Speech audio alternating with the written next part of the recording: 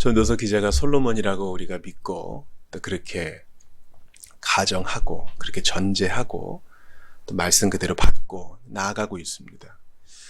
전도서 7장은 솔로몬의 고백과 정말 같다. 그런 생각을 하게 됩니다. 더 나은 것을 사모하는 것, 지혜의 탁월한 능력을 얘기하면서 자신이 그 문 여인들 때문에 마음이 나뉘어서 하나님을 떠난 것을 술회하고 있는 것 같지 않으세요? 솔로몬의 일생은 거의 늘 잔치였죠. 나라의 백성들이 세금으로, 또 주변 나라들이 선물로 온갖 좋은 것들을 공급했습니다. 음식도 차고 넘쳤고요. 솔로몬이 뭐라 그래요? 슬픔이 웃음보다 낫다. 밥 먹을 때 가만히 두겠습니까? 잔치에 흥을 돋우기 위해서 음악도 나오고 춤도 있겠죠. 매일 밤이 파티면 좋겠지만 성경은 말합니다. 그렇게 들뜬 마음보다는 차라리 슬픔 어린 얼굴이 도리어 그 사람의 마음을 다잡아준다, 이렇게 얘기합니다. 왜냐하면 우리는 다 죽을 운명이기 때문이죠. 하나님 앞에 회개할 날이 있기 때문이죠. 그걸 가르쳐 주는 것이 더 좋다고 솔로몬이 얘기하니, 여러분 이거 경험해 본 사람이 한 말이고 성령의 감동을 받아 우리에게 전해주는 말씀이니 진리로 알고 받으십시오.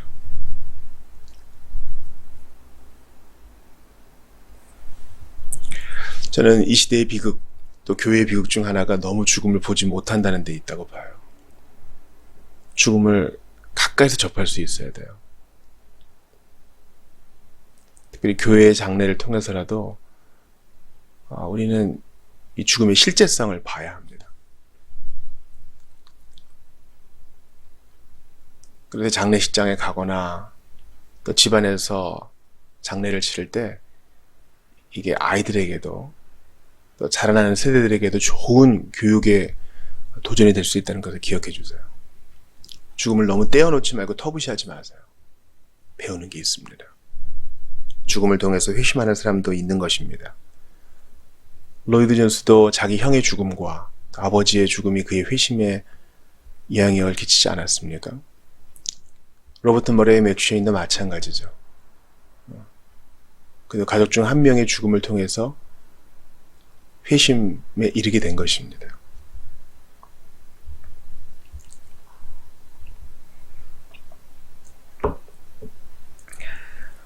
솔로몬의 하는 이야기를 보면은요, 다분히 우리가 그 인간론, 그 죄론에서 다루는 아주 본질적인 진술들이 나오는 것을 알 수 있어요. 예를 들어 한번 20절을 보시겠어요? 비록 의인이라 할지라도 옳은 일만 행하고 전혀 죄를 짓지 않는 의인은 이 세상에 단 한 명도 없다. 의인은 없으니 단 한 명도 없다. 하나님을 기쁘시게 하는 자도 없다. 이 바울의 논조와 같죠. 그의 연구의 결과가 이거예요. 그리고 성경은 분명히 얘기해 줍니다. 죄 없는 사람은 없다. 모두가 죄인이고 모두가 하나님이 필요하고 모두 복음을 들어야 된다. 같은 얘기가 제일 마지막 절에 나오죠. 내가 또 깨달은 것은 이것이다. 하나님께서는 본래 사람을 단순하고 정직하게 지으셨지만 사람이 공연히 온갖 꾀를 내어 문제를 낳쳐 복잡하게 만들어냈다는 사실이다. 그리고 그 사람이 나다. 지금 이렇게 얘기하는 거 느끼세요? 나다. 꾀를 내고 하나님의 선하심을 어그러뜨리고 하나님이 선물로 주신 것을 오용한 사람. 나다. 예를 들죠. 22절에 보니까 생각해보면 너도 뒤에서 남을 욕한 일이 많았다는 것을 스스로 잘 알고 있지 않느냐?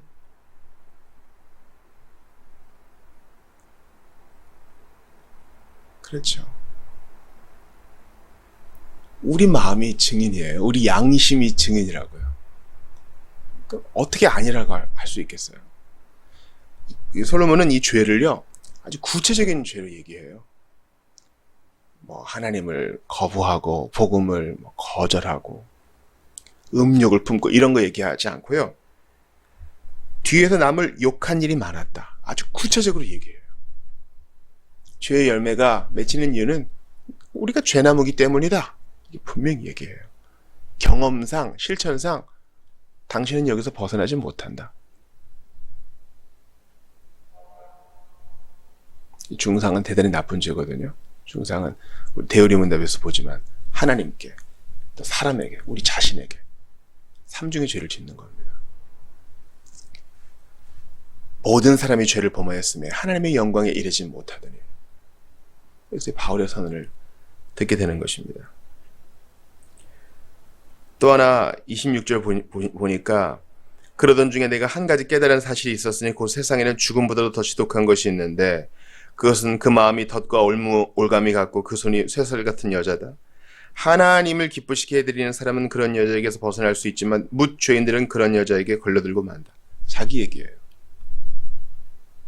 다 죄인인데 내가 지은 죄 중에 하나는 죽음보다 더 지독한 여인들에게 걸려가지고 올무에 매인 거야.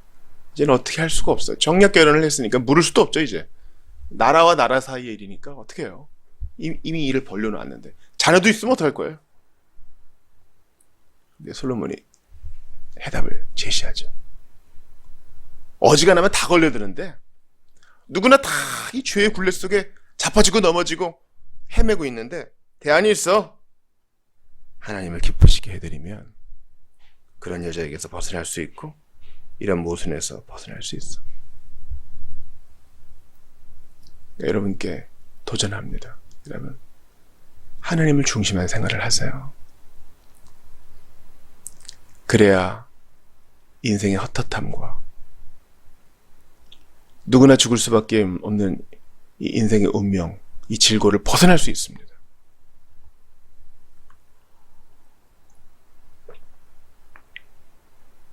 바울이 고린도후서 5장 8절에서 얘기하죠.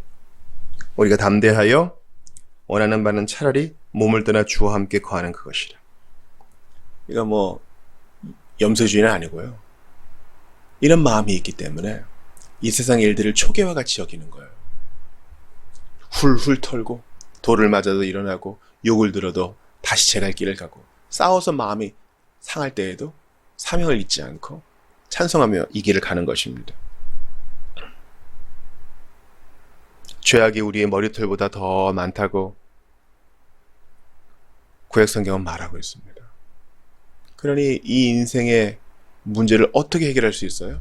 하나님을 기쁘시게 하고 하나님을 경외하는 삶으로 우리는 온전함이 이룰 수 있습니다. 예수님이 이 땅에 오셔서 우리에게 주신 말씀이 그거 아닙니까? 마음을 다하고 뜻을 다하고 힘을 다하여 주 너의 하나님을 사랑하는 것. 둘째 대 이와 같으니.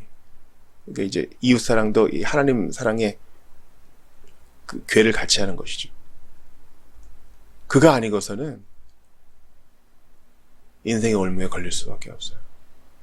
여러분 생각해봐요. 지금 이제 새벽 시간이지만 이제 해 뜨고 일어나고 씻고 밥 먹고 출근해서 절대적인 시간을 일해요. 그리고 해지면 들어와요. 또 씻고 밥 먹고 자요. 이거 반복 아니에요? 뭐 가끔 중간에 끼어드는 일이 있겠죠. 가정에 뭐 대수사도 있겠고 내 개인적인 문제로 병원을 다닐 수도 있겠고 가끔 오래된 친구를 만날 수도 있겠고 근데 보통은 계속 이 일의 반복이에요. 이러다가 죽겠죠. 의미가 있어요? 그리고 여기서 말한 것처럼 어리석은 일들에 걸려들기도 하고 남을 뒤에서 욕하기도 하고 하나님의 심판대 앞에 서겠죠. 우리 어떻게 살아야 되겠어요? 죽으나 사나 예수님 생각하면서 사는 거예요. 그분은 결코 뒤에서 중상하신 적이 없고 어리석은 여인에게 걸려들지도 않으시고 인생의 올무를 깨뜨리시기 위하여 우리 대신 십자가에 지셔서 그 피를 흘려주셨어요. 마지막 한 호흡까지도 우리를 위해 고통받으시다가 죽으신 것입니다. 그리고 우리에게 새 삶을 열어주시기 위해 부활하셔서 먼저 승천하시어 신분상으로는 우리도 같이 하늘에 오른 자가 되게 하셨고 이제 우리 처소를 예비해 놓으셔요. 내가 너희를 영접하리라 말씀하세요. 여기에 의미가 있어요. 우리 인생은 하나님이 지으시고 만드시고 섭리하시고 인도하시고 다스리시기 때문에 하나님을 빼놓고서는 아무 의미가 없어요. 솔로몬 보세요. 누릴 거 다 누리고 지혜롭기도 하고 사람들이 박수 쳐주고, 근데 아니라 그러잖아요. 지혜 있는 자도 없다. 다 죄인이야. 그러나 하나님을 기쁘시게 해드리는 사람, 적극적으로 예배하고 적극적으로 성경 말씀을 통해 배우고 적극적으로 기도하고 주의 얼굴을 바라고 세상 일을 볼 때 가슴 아파하고 하나님을 부르며 마음으로 항상 천국을 그리는 사람, 그런 사람만이 이 인생의 허무함을 극복해낼 수 있다는 사실입니다. 더 나은 것을 사모해야 됩니다.